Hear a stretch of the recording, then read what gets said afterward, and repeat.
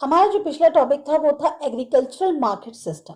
अब हम बात करते हैं डाइवर्सिफिकेशन प्रोडक्टिव एक्टिविटीज में।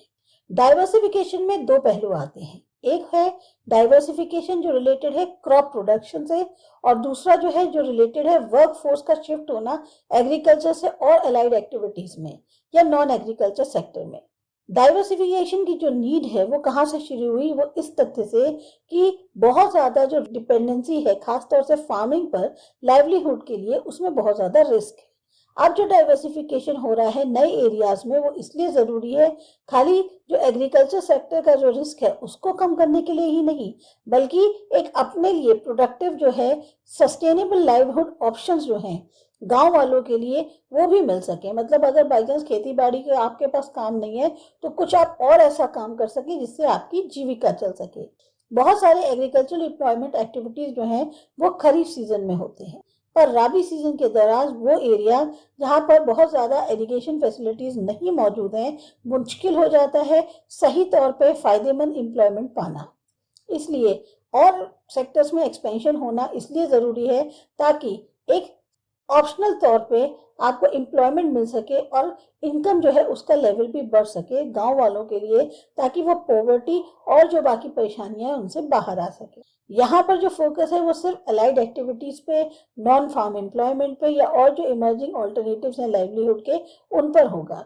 कहने को बहुत सारे ऑप्शंस अवेलेबल हैं ताकि जो एक सस्टेनेबल लाइवलीहुड है रूरल एरियाज में उसको प्रोवाइड किया जा सके।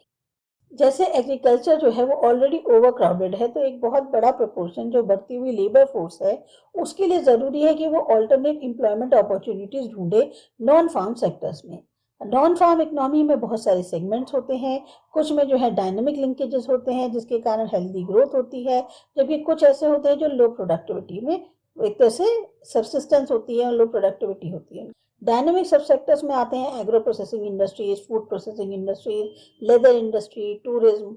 ये सेक्टर्स में जो है जिसके पास पोटेंशियल है लेकिन इंफ्रास्ट्रक्चर की कमी है या और सपोर्ट की, जैसे कि traditional house hold based industries हैं, पॉटरी, क्राफ्ट्स, हैंडलूम एक्सेट्रा।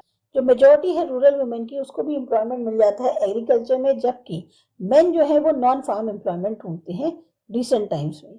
अभी वुमेन भी जो है वो नॉन फार्म्स जॉब ढूंढ रही है। अभी बॉक्स 6.2 में दिया गया है कि तमिलनाडु वुमेन इन एग्रीकल्चर तनवा।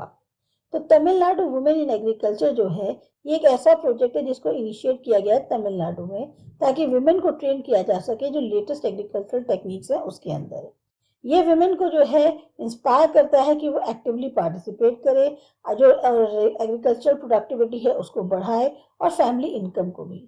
जो फार्म वुमेन्स ग्रुप है तिरुचिरापल्ली में जिसको कि चलाया जाता है एंथोनी मल से, उसमें ट्रेन वुमेन्स जो हैं वो बहुत ही सफल तौर पर बना भी रही हैं, बेच भी रही हैं वर्मी कंपोस्ट को और पैसे कमा रही हैं अपनी इस वेंचर से। और भी बहुत सारे फार्म वुमेन्स ग्रुप्स हैं जो कि सेविंग्स क्रिएट कर रहे हैं अपने ग्रुप में और एक मिनी बैंक के तौर पे फंक्शन करते हैं माइक्रो क्रेडिट सिस्टम के थ्रू। तो जो भी ये जमा सेविंग्स होती हैं उससे वो जो है अपना जो small scale house hold activities है जैसे mushroom cultivation, soap manufacture, doll making या और इनकम जनरेटिंग एक्टिविटीज है उनको प्रमोट करते हैं। अब बात करते हैं एनिमल हस्बेंड्री की। इंडिया के अंदर जो फार्मिंग कम्युनिटी है वो mix crop life stock farming system जो है उसका इस्तेमाल करती है।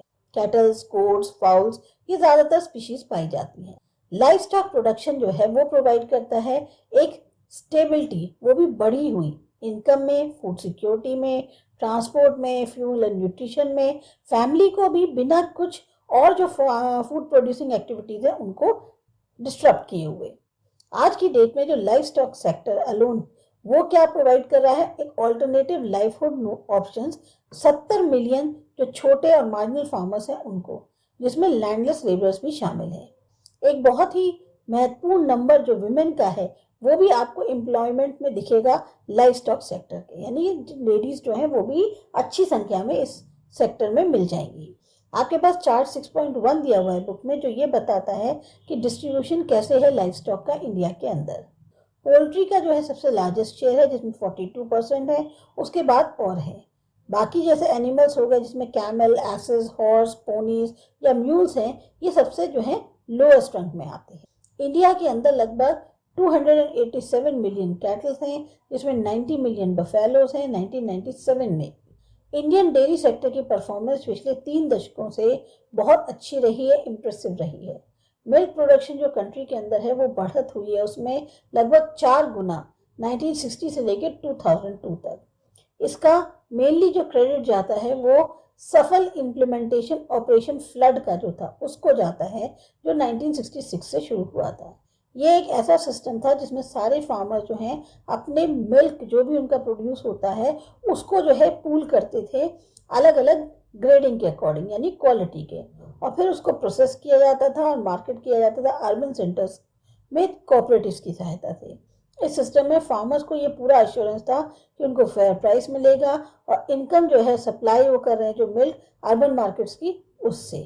गुजरात स्टेट जो है उसको सक्सेस स्टोरी मान सकते हैं हम, जो सफल तौर पे इम्प्लीमेंटेशन हुआ मिल्क कोऑपरेटिव्स का, जिसको फिर बाद में बहुत सारे स्टेट्स में एक तरह से इस्तेमाल किया गया।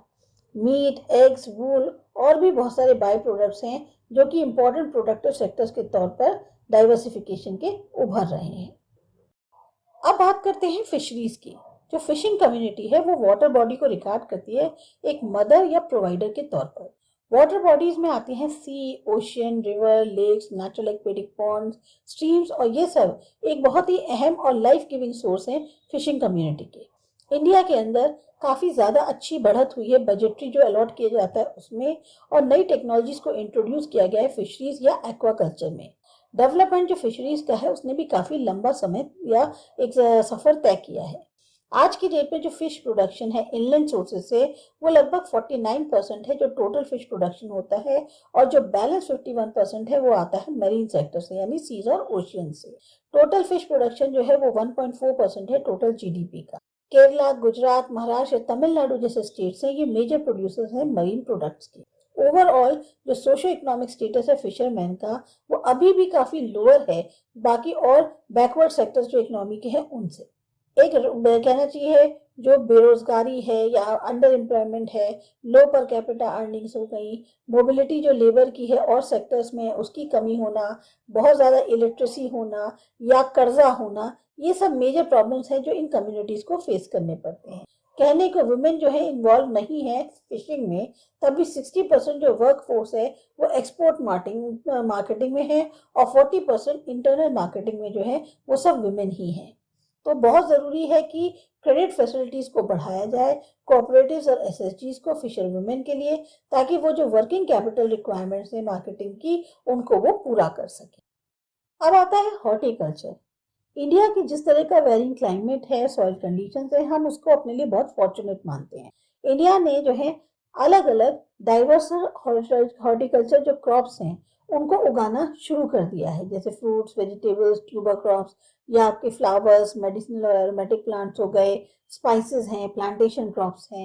ये क्रॉप्स बहुत अहम रोल प्ले करते हैं एक फूड और न्यूट्रिशन प्रोवाइड करने में, साथ ही साथ जो एम्प्लॉयमेंट से संबंधित प्रॉब्लम्स है उनको भी एड्रेस करते हैं। जो पीरियड है 1991 से लेकर 2003 का, उसको कह सकते हैं एक कोशिश रही ताकि कहीं ना कहीं कुछ एक अच्छा होगा, एक गोल्डन रिवॉल्यूशन, क्योंकि इस पीरियड के दौरान जो प्लान इन्वेस्टमेंट किया गया हॉर्टिकल्चर में वो बहुत ज़्यादा प्रोडक्टिव रहा और सेक्टर जो है एक सस्टेनेबल लाइवलीहुड ऑप्शन के तौर पर उभर के आया। इंडिया जो है एक वर्ल्ड लीडर के तौर पर उभरा जब उसने वैरायटी जो है फ्रूट्स की प्रोड्यूस करनी शुरू करी, जैसे मैंगो, बनाना, कोकोनट, कैश्यूनट या और सारे स्पाइसेस, और सेकंड लार्जेस्ट प्रोड्यूसर है फ्रूट्स और वेजिटेबल्स का। इकोनॉमिक कंडीशन बहुत सारे फार्मर्स की जो कि एंगेज थे हॉर्टिकल्चर में उसमें बेहतरी हुई, और ये एक तरह से जरिया बन गया है कि अपनी जो लाइवलीहुड है उसको इम्प्रूव किया जा सके बहुत सारी जो अंडर प्रिविलेज क्लास थी या अनप्रिविलेज क्लास थी उनके लिए। Flower harvesting, nursery maintenance, hybrid seed production या टिश्यू कल्चर जो है, या जो प्रोपोगेशन होता है फ्रूट्स और फ्लावर्स का, फूड प्रोसेसिंग का, ये ऐसा एम्प्लॉयमेंट था ऑप्शन जो रूरल एरियाज में वुमेन के लिए बहुत अच्छा साबित हुआ। ये एस्टिमेट किया गया है कि इस सेक्टर में एम्प्लॉयमेंट लगभग 19% है टोटल लेबर फोर्स का।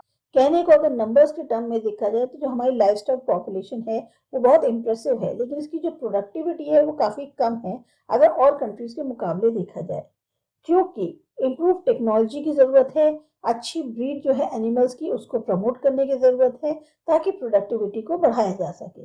जो वेटनरी केयर होती है या जो क्रेडिट फैसिलिटीज होती हैं स्मॉल और मार्जिनल फार्मर्स को, उनको इम्प्रूव करने की ज़रूरत है, लैंडलेस लेबरर्स के लिए भी, और ताकि उनकी जो सस्टेनेबल लाइवलीहुड ऑप्शंस हैं उनको इन्हेंस किया जा सके लाइव स्टॉक प्रोडक्शन के लिए। प्रोडक्शन जो फिशरीज का है इसमें भी जो है सस्टेनेबिलिटी में जो है बढ़त हुई। पर जो प्रॉब्लम्स जुड़ी हुई हैं ओवर फिशिंग से या पॉल्यूशन से, उनको भी रेगुलेट और कंट्रोल करने की ज़रूरत है। वेलफेयर प्रोग्राम्स जो फिशिंग कम्युनिटी के हैं उनको रीओरिएंट करना पड़ेगा इस तरीके से ताकि लॉन्ग टर्म गेन्स और एक सस्टेनेंस जो लाइवलीहुड की है उसको प्रोवाइड किया जा सके। हॉर्टिकल्चर जो है वो सबसे सक्सेसफुल सस्टेनेबल लाइवलीहुड ऑप्शन के तौर पे उभरा है और उसको एनकरेज करना बहुत ज़्यादा ज़रूरी है। उसका जो रोल है उसको इन्हेंस किया जाए, उसके लिए ज़रूरी है कि इन्वेस्टमेंट हो इंफ्रास्ट्रक्चर में, जैसे इलेक्ट्रिसिटी है, कोल्ड स्टोरेज सिस्टम्स हैं, मार्केट लिंकेज हो गए, स्मॉल स्केल प्रोसेसिंग यूनिट्स हो गए, या टेक्नोलॉजी इंप्रूवमेंट और डिसिमेंटेशन हो गए। और ऑल्टरनेटिव लाइवलीहुड ऑप्शंस कौन कौन से हैं? हमें ये पता है कि आईटी जो है उसने एक तरह से क्रांति ला दी है बहुत सारे सेक्टर्स में इंडियन इकोनॉमी के। ये एक ऐसा ब्रॉड कॉन्सेंसस है जैसे कह सकते हैं सहमति है कि आईटी जो है एक क्रिटिकल रोल प्ले करेगा सबसे ज़्यादा सस्टेनेबल डेवलपमेंट को हासिल करने में और फूड सिक्योरिटी को 21st सेंचुरी में। बहुत सारे एग्जाम्पल्स जस्टिफाई करते हैं इस ऑब्जर्वेशन को, जैसे कि गवर्नमेंट की एबिलिटी कि वो उन एरियाज़ को जो है जो फूड इनसिक्योरिटी के हैं या वल्नरेबिलिटी के हैं उसमें प्रॉपर इंफॉर्मेशन का इस्तेमाल करके, सॉफ्टवेयर टूल्स का जो है इस्तेमाल करके सही एक्शन जो है लिया जा सके ताकि जो इमरजेंसी के चांसेस हैं उनको रिड्यूस किया जा सके या प्रिवेंट किया जा सके।